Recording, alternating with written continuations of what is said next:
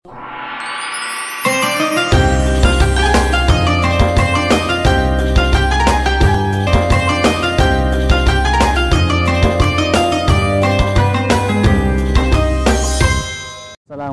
warahmatullahi wabarakatuh. Alhamdulillahilladzi hadana li hadza wa ma kunna linahtadiya laula an hadanallah. Wassalatu wassalamu ala sayyidina Mustafa Muhammadin sallallahu alaihi wasallam wa ala alihi wa ashabihi wa man tabi'ahum bi ihsani ila yaumiddin, amma ba'd. Alhamdulillah, lagi-lagi terus kita bersyukur atas nikmat Allah Subhanahu wa taala, yang mana nikmat tersebut tidak henti-hentinya kita nikmati, tidak henti-hentinya kita dapatkan dari hari ke hari, dari bulan ke bulan, dan dari tahun ke tahun. Allah berikan nikmat kita secara gratis, secara gratis, maka hendaknya kita selalu bersyukur pada Allah dengan mengucapkan alhamdulillah, dan juga dengan menggunakan apa yang Allah berikan sebagai nikmat tersebut kepada jalan untuk ibadah kepadanya.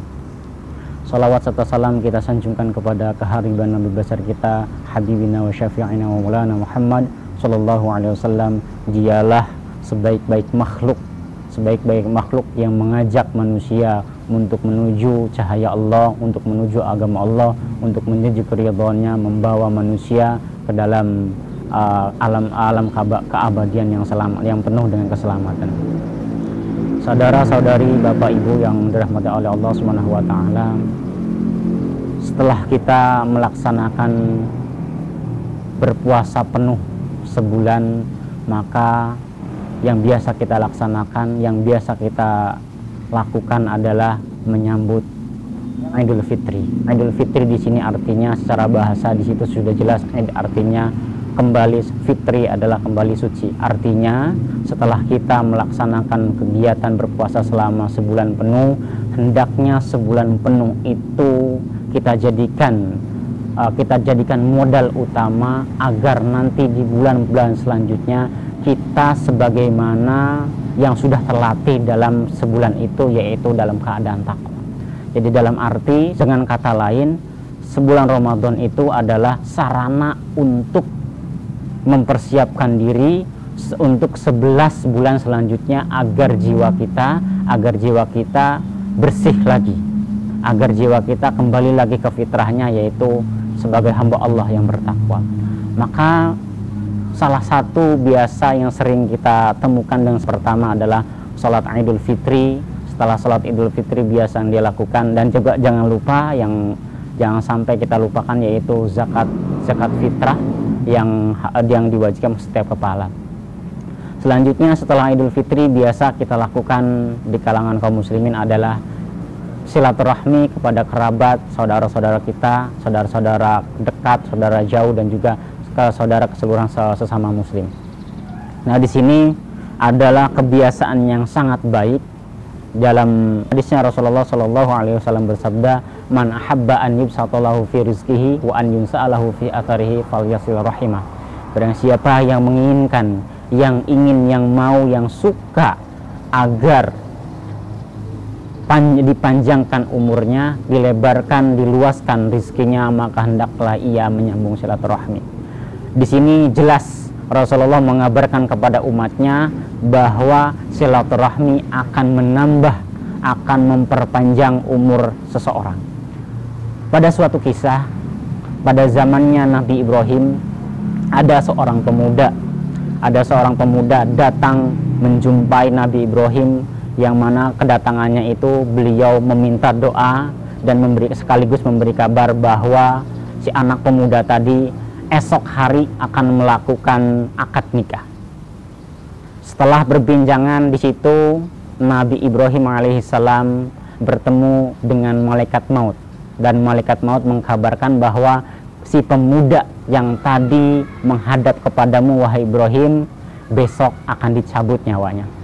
Mendengar hal itu, betapa kasihannya, betapa merasa kasihannya Nabi Ibrahim kepada si pemuda tadi. Bagaimana tidak, besok akan melakukan akad nikah, namun besok itu juga akan dicabut nyawanya oleh malaikat maut.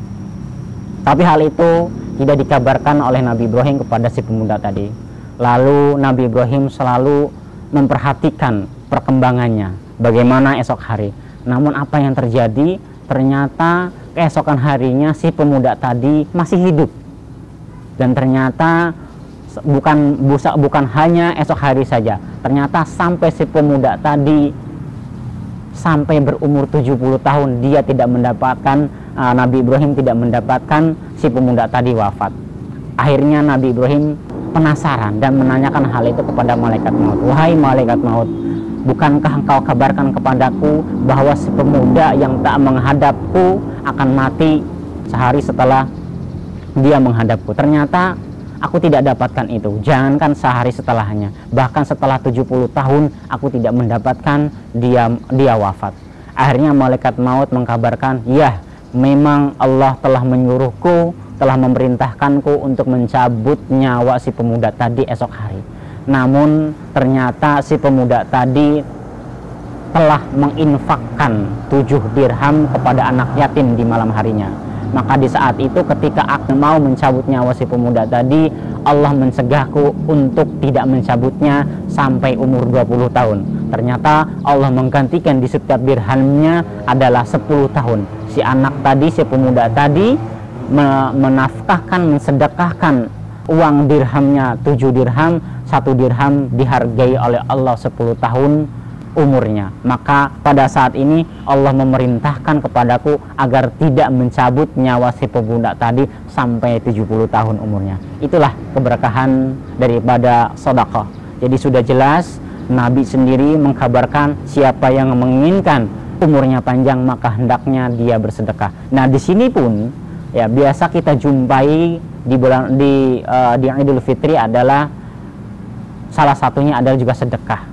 Yang biasa kita kenal biasanya THR, tapi hendaknya kita niatkan, jangan niatkan THR, tapi hendaknya kita seorang muslim ya yang mengenal Islam, hendaknya kita niatkan kalimat THR itu adalah infak kepada siapapun. Mudah-mudahan materi yang disampaikan mendapatkan bisa diambil manfaatnya oleh kita semuanya, dan saya atas nama pribadi dan nama keluarga dan atas nama pesantren Darun Najah 3 mohon maaf lahir batin atas segala semua kekeliruan yang kesalahan, baik disengaja atau tidak disengaja. Mohon dibukakan pintu maaf yang sudah terbuka di hati.